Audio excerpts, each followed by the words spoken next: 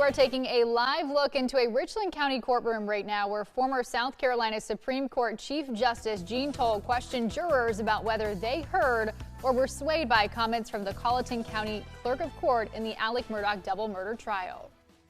It's not in evidence, Mr. It is a story we are watching very closely tonight, and we'll have the very latest developments as they happen. Thank you for joining us tonight. I'm Carolyn Murray. And I'm Erin Morgan. As we said, this hearing has been underway all afternoon inside that courtroom. We have crews inside right now who will bring us the latest once it's all wrapped up. But first, let's break down what has happened so far today. That's right. This morning, 10 of the 11 jurors from the Murdaugh murder trial were questioned in court.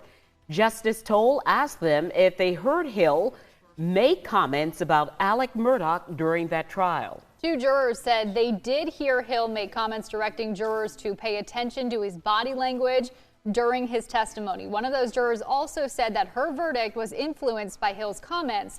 Take a listen to her explanation as to why. Was your verdict influenced in any way by the communications of the clerk of court in this case? Yes, ma'am. And how was it influenced?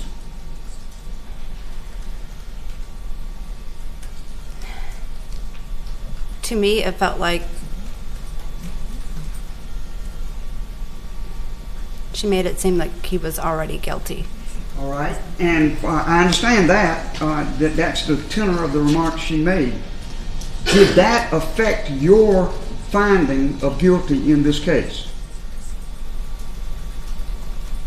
Yes, ma'am.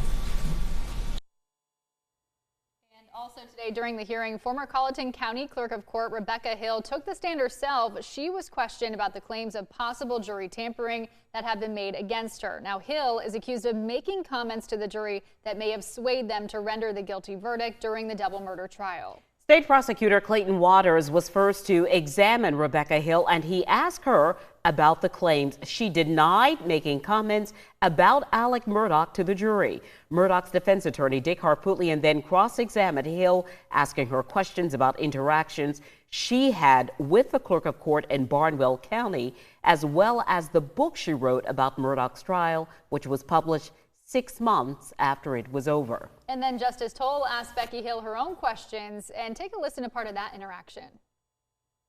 It didn't matter to me if it was guilty, not guilty, or a mistrial.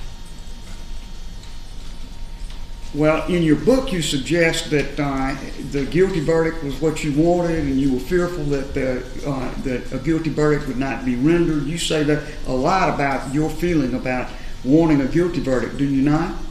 I do agree that that is said in the book, and part of that is because I think it was a guilty verdict.